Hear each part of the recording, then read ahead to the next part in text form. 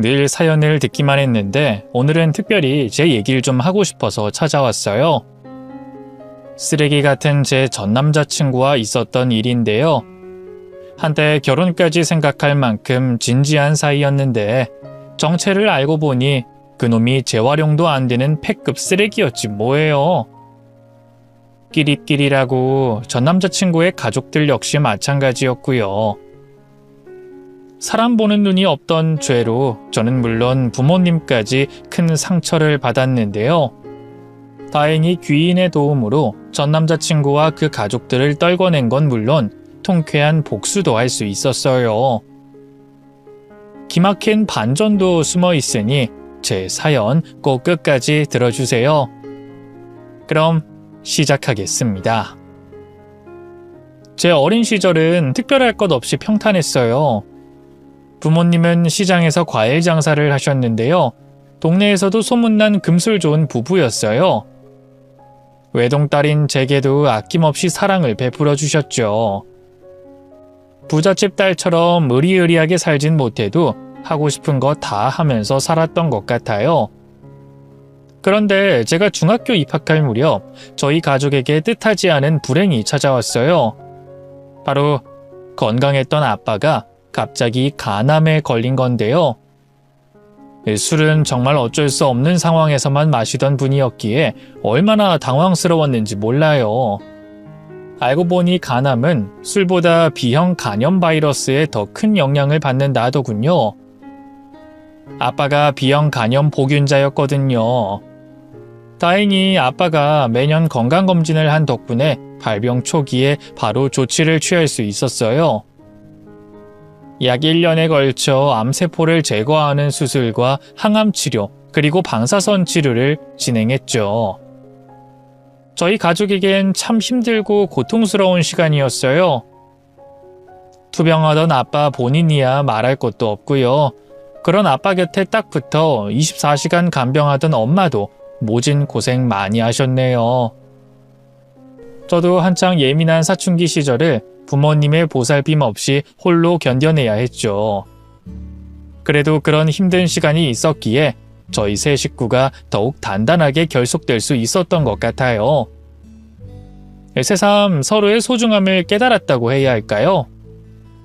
덕분에 아빠가 퇴원한 뒤로 저희 집은 동화에나 나올 법한 가족처럼 늘 웃음꽃이 폈어요.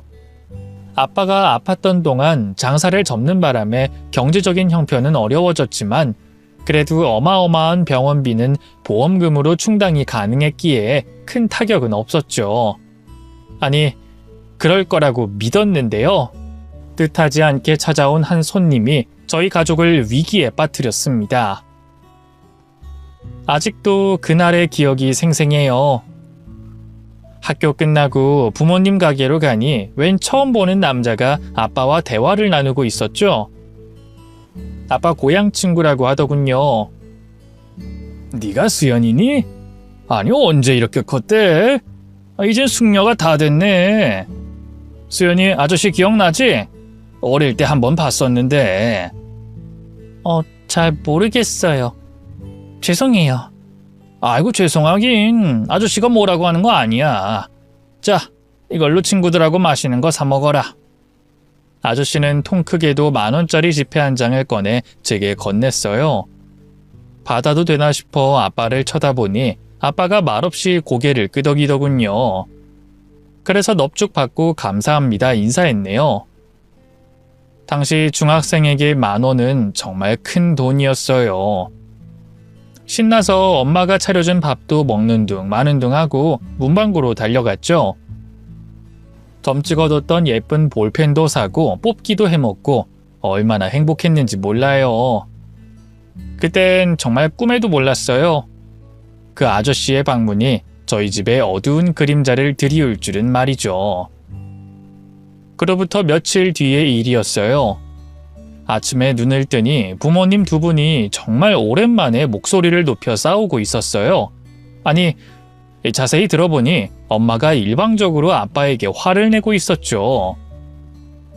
아빠가 크게 아팠던 이후로 짜증 한 번 낸 적 없던 엄마였기에 얼마나 놀랐는지 몰라요. 그렇게 중요한 일을 당신 혼자 마음대로 결정하면 어떡해? 내가 그렇게 우스워? 아니, 당신을 우습게 여긴 게 아니라 그거 알면 분명 반대했을 거잖아. 그래서 어쩔 수가 없었어. 내가 반대할까봐 말도 없이 그런 큰 돈을 줬단 말이야? 당신 그걸 지금 말이라고 해? 당장 이번 달에도 당신 병원비 긁은 카드값이며 뭐며 내야 할 돈만 500이 넘는데 그걸 다 어쩔 거야? 내가 알아서 할게. 당신은 신경 쓰지 마. 아이고, 말은 아주 청산유수지. 한동안 가게 문 닫아서 단골도 다 떠났는데 무슨 수로 그 돈을 메꿔? 설사 메꾼다고 해도 다음 달은 또 그 다음 달은 어쩔 건데? 병원비 죄다 할부로 긁어놔서 카드값이 매달 몇백씩 나오는데 명현 씨도 그래. 그 돈이 어떤 돈인지 뻔히 알면서 그걸 받아가? 아무리 급해도 그렇지 친구 암 보험금을? 그 친구 욕하지 마. 걔 내 보험금인 거 모르고 받은 거라고. 이런 상황에서도 친구 편을 들고 싶어? 당장 굶어 죽게 생긴 처자식은 보이지도 않지? 당신은 항상 그랬어. 가족보단 늘 친구가 우선인 사람이었다고. 당신 같은 사람이랑 결혼하는 게 아니었는데 이제 어떡할 거야? 급기야 엄마는 두 손으로 얼굴을 감싸고 울기 시작했어요. 알고 보니 아빠의 친구라던 그 아저씨는 사업을 하는 사람이었어요. 그런데 경쟁사가 대기업과 손을 잡는 바람에 회사가 도산해버렸고요. 빚쟁이들에게 시달리다 못해 아빠에게 돈을 빌리러 온 거였어요. 사람 좋은 아빠는 그런 친구의 부탁을 거절하지 못하고 얼마 전 들어온 암보험금을 빌려준 거였죠. 참다 못한 엄마가 아빠의 핸드폰을 빼서 그 친구에게 연락했는데요. 이게 웬걸? 없는 번호라고 뜨는 거예요. 엄마가 몇 번을 걸어봐도 마찬가지였죠. 엄마는 오열하다시피 울다가 아빠를 향해 마구 화를 쏟아냈어요. 이거 봐. 돈 받자마자 바로 잠수 타버린 거. 10년 만에 얼굴 본 거라면서 고향 친구는 무슨 얼어 죽을. 이제 어떡할 거야? 대체 뭘 믿고 그런 인간한테 돈을 빌려줬어? 당신은 대체 사람이 왜 그렇게 바보 같아? 핸드폰은 빚쟁이들 때문에 없앴나 보지. 조만간 다시 연락 올 거니까 일단 기다려보자고. 명연이 걔 남의 등쳐먹는 그런 놈 아니야. 자기가 한 말은 반드시 시키는 놈이라고. 꼭 갚겠다고 했어. 아이고, 어쩜 인간이 이렇게 물러터졌어? 당신 돈 빌려주고 차용증 한 장 안 썼지? 내가 장담하는데 그 돈 절대 못 돌려받을 거야. 우리 가족 완전 망한 거라고. 엄마의 말대로 그 아저씨는 1년, 2년, 3년 아무리 시간이 흘러도 전화 한 통 없었어요. 친구를 믿는다던 아빠도 어느 순간부터는 체념한 듯했죠. 그 사이에 저희 집 가세는 빠른 속도로 기울어졌어요. 결국 얼마 못 가 부모님은 가게를 팔아야 했고요. 살고 있던 빌라도 빼고 달동네 판잣집으로 이사 가야 했어요. 그래도 하나뿐인 딸 대학까진 보내야 한다며 엄마는 남의 집 식모살이를 시작했고요. 아빠도 지인의 소개로 한 고급 아파트에서 경비원으로 일하게 됐죠. 그나마 다행인 건 냉랭하던 부모님 사이가 얼마 안 가 회복됐다는 거예요. 원래도 엄마밖에 몰랐던 아빠는 늘 내가 죄인이요 하는 마음으로 납작 엎드리며 살았고요. 엄마도 이혼한다 어쩐다 말만 할 뿐 결국엔 아빠와 항상 한 입을 덮고 주무셨어요. 나중에 엄마가 저한테만 살짝 말씀하시더라고요. 원망한다고 돈이 돌아오는 것도 아닌데 뭐 어쩌겠냐고요. 그냥 아빠 살림값이라 치며 잊고 살겠다더군요. 참 대단하시죠. 어쨌든 그런 상황에서 저도 마음이 많이 불편했어요. 공부를 특출나게 잘한 것도 아닌데 대학을 온 게 불효 같았고요. 아르바이트라도 해서 살림에 보탬이 돼야 할 것 같았죠. 하지만 부모님은 금이야 오기야 귀하게 키운 외동딸이 일하는 걸 허락하지 않으셨어요. 그럴 시간에 공부나 하라며 아르바이트를 굳고 반대하셨죠. 결국 저는 대학 재학 시절 내내 학비며 용돈이며 다 부모님에게 의지할 수밖에 없었는데요. 그게 너무 죄송해서 휴학 한 번 없이 칼 졸업을 했고요. 바로 작은 물류회사에 사무직으로 들어갔죠.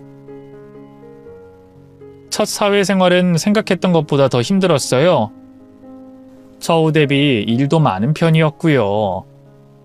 남초 회사라 마음 붙일 만한 여자 동료들도 없었어요. 그나마 있는 여직원이라고는 격리 2명이었는데 둘 다 사장님 친인척들이라 마음 터놓고 교류하기가 어려웠죠. 생각 같아선 그만두고 다른 일을 찾아보고 싶었어요. 하지만 하나뿐인 딸 취업했다고 기뻐하던 부모님을 생각하면 차마 그럴 수가 없었네요. 또 그쯤에 엄마가 건강이 많이 나빠지면서 식모 일을 그만두셨거든요.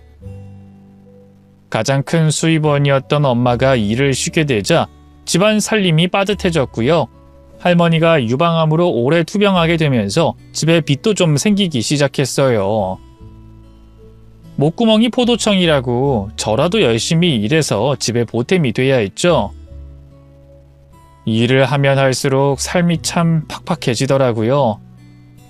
그나마 제가 견딜 수 있었던 건 남자친구 덕분이었어요.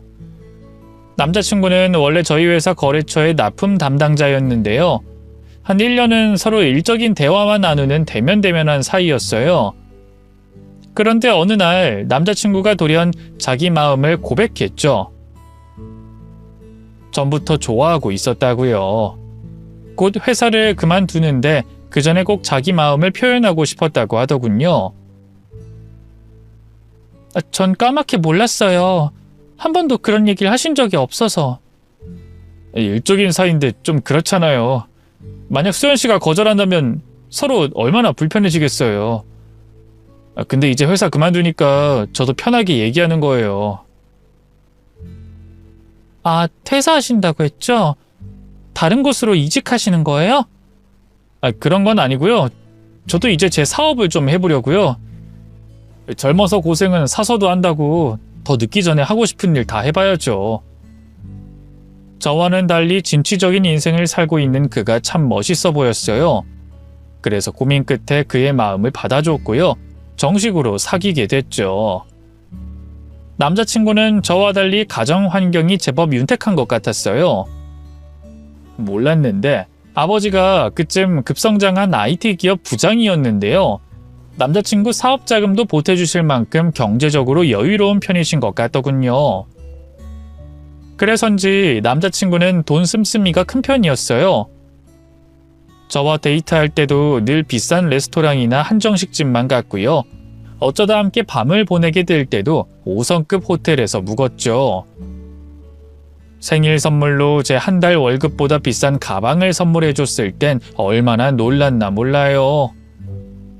기뻤지만 한편으론 부담스럽더라고요.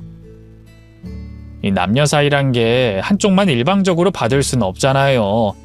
저도 그만큼 해줘야 하는데 이 남자친구의 씀씀이를 따라가기엔 지갑 사정이 여의치 않았죠. 그렇다고 남자친구가 눈치를 준다거나 했던 건 아니에요. 데이트 비용을 거진 다 본인이 부담했고요. 자기 생일에 제가 비싼 선물 대신 직접 만든 스웨터나 케이크를 건네도 늘 기뻐했어요. 돈 주고도 못 사는 정성이라고요. 그런 남자친구가 얼마나 고마웠는지 몰라요. 사업 초창기라 한창 바쁠 때였는데도 잠을 줄여가며 저를 만나러 오는 것도 감동이었죠. 시간이 흐를수록 저는 점점 더 남자친구에게 빠져들었고요. 자연스럽게 결혼도 생각하게 됐네요.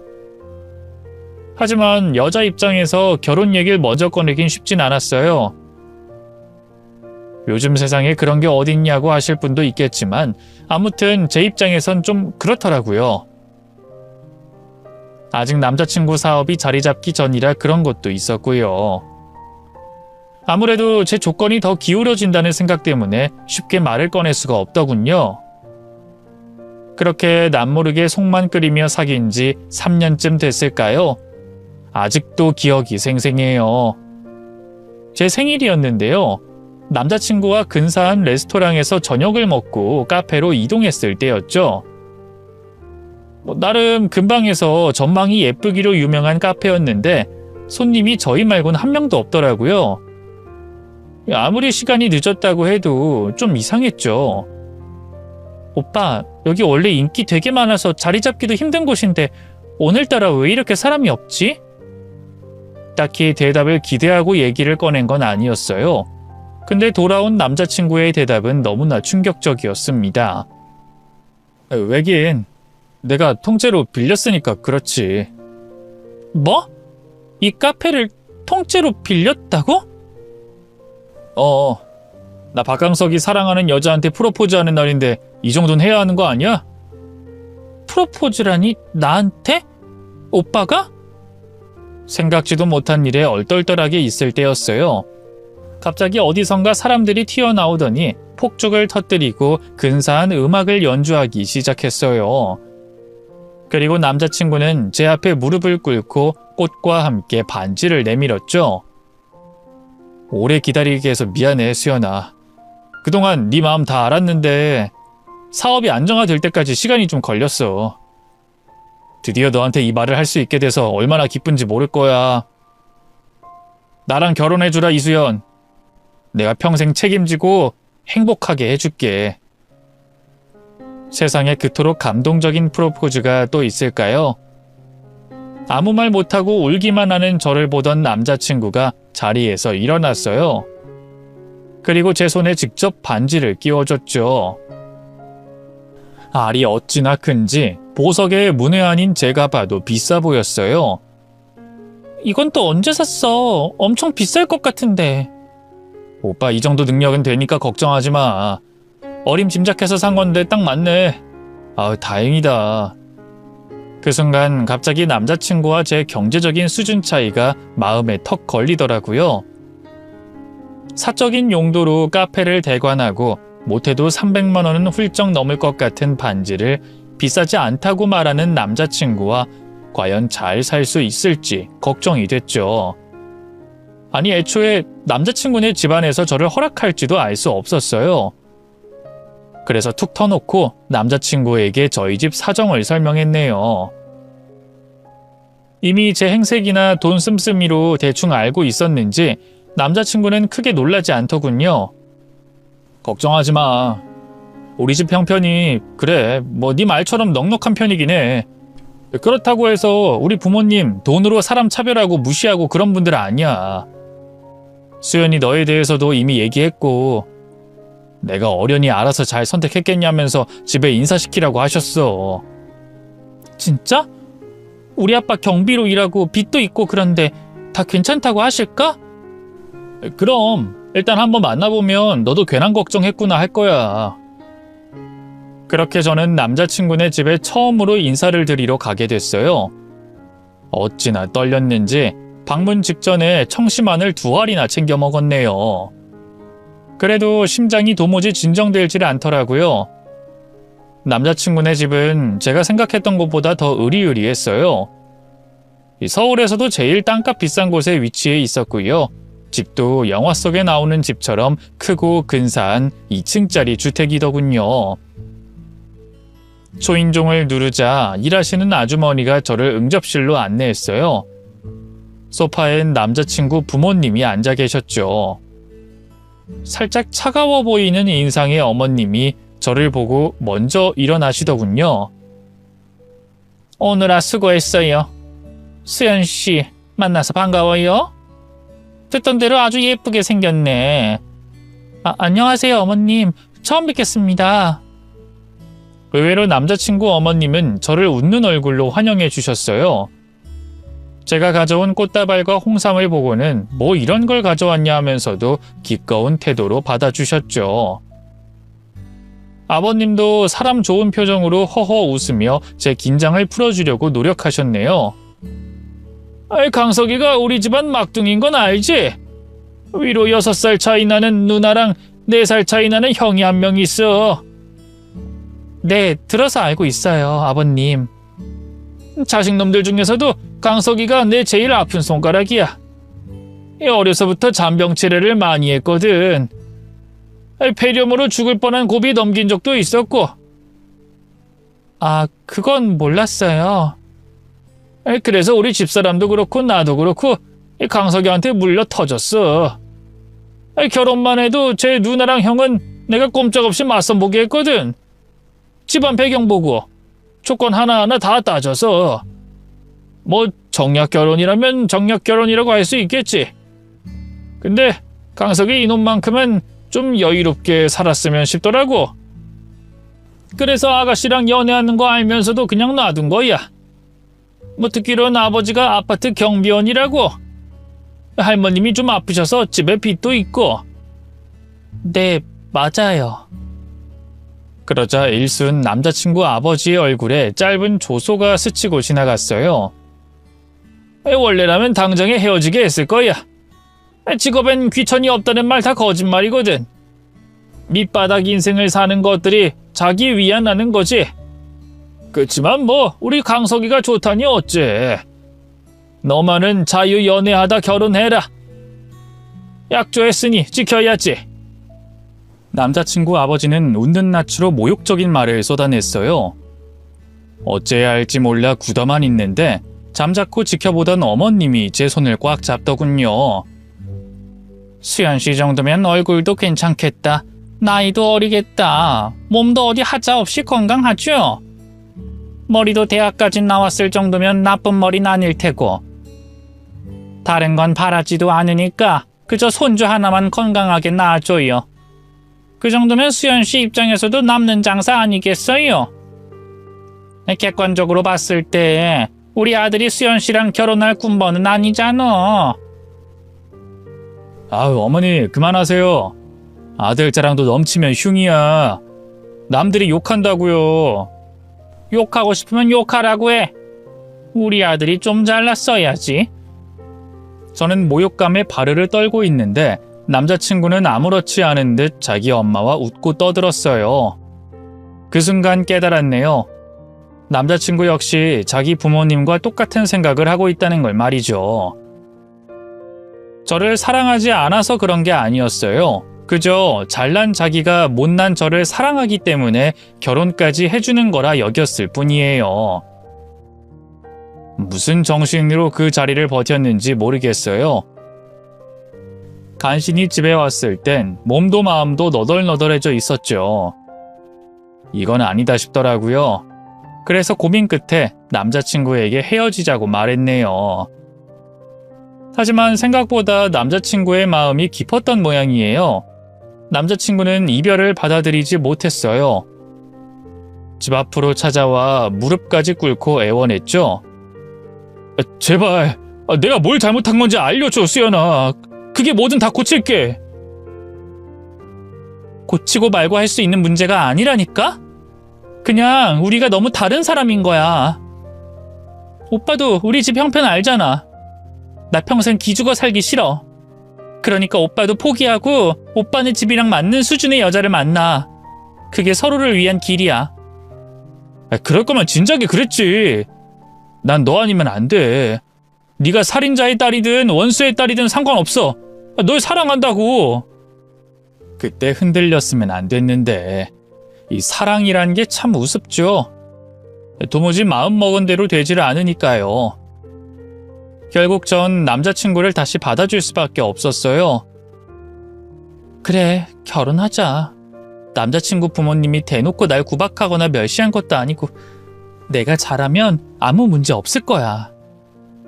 그렇게 스스로를 다독이고 마침내 저희 부모님에게도 남자친구를 인사시켰어요. 다행히 부모님은 남자친구를 첫눈에 마음에 들어 하셨고요. 식장을 알아보고 상견례 날짜를 잡는 등 본격적인 결혼 준비를 시작했네요. 그런데 생각지도 못한 문제가 발생했어요.